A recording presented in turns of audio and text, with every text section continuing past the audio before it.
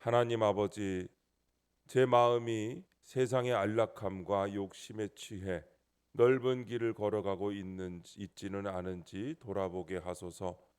주어진 이 순간이 은혜의 때임을 깨닫고 회개와 기도로 주님께 나아가게 하소서. 구원의 문이 닫히기 전에 가족과 가까운 이웃에게 주님의 복음을 전하게 하소서. 내가 먼저 믿었다고 우쭐하거나 다른 이들을 판단하지 않도록 겸손한 마음을 허락하소서. 오늘도 말씀하옵소서. 듣겠습니다. 예수님의 이름으로 기도합니다. 아멘. 성경 말씀 누가복음 13장 22절부터 30절까지 말씀입니다.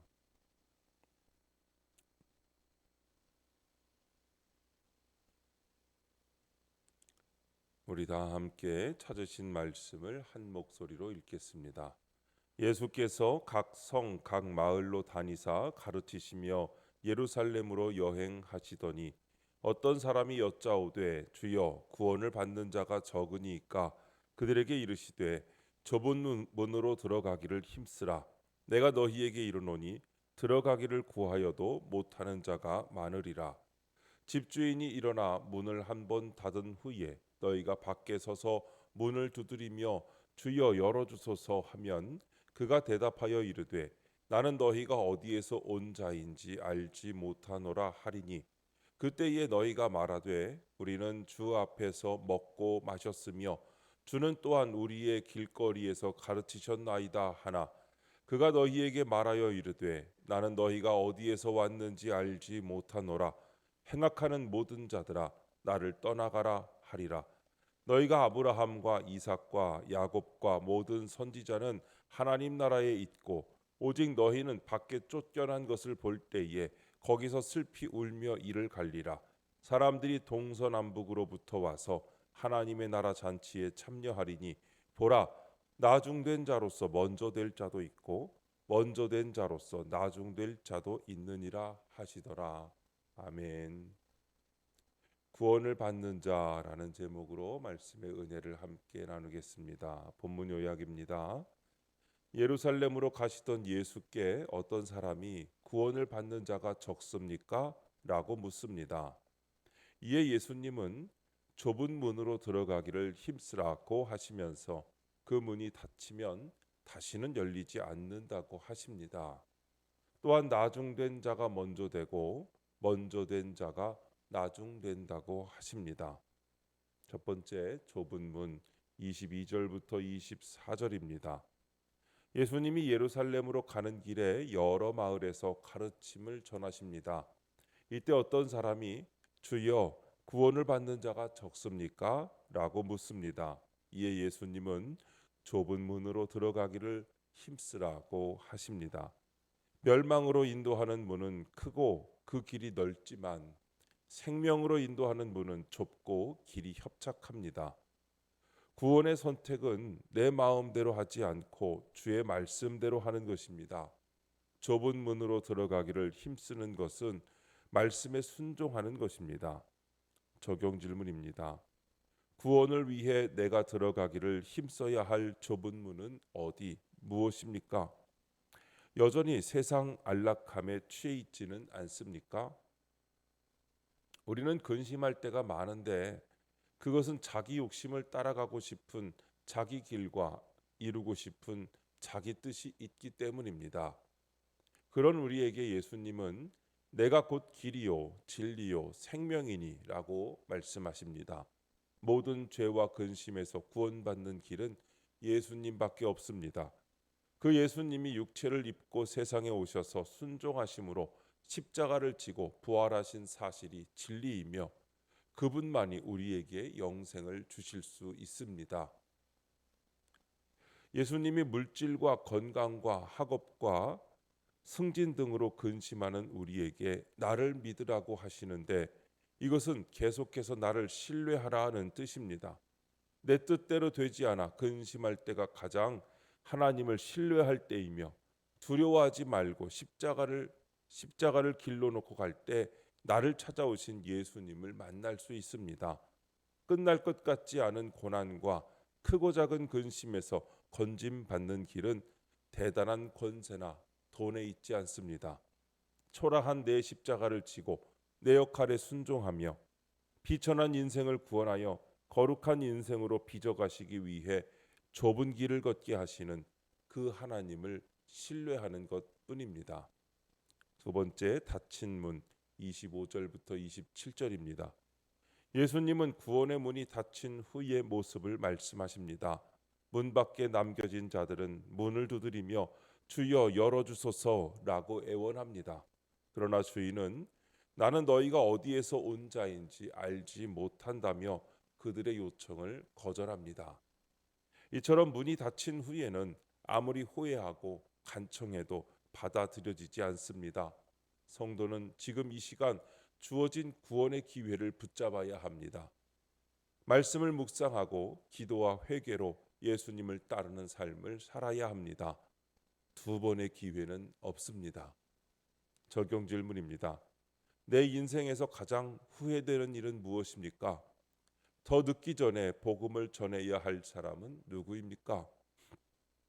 우리는 이 세상에서 좋아하는 것을 찾아 행하고 오락을 즐겨보지만 그 즐거움은 잠시뿐이고 늘 후회와 아쉬움이 남게 마련입니다.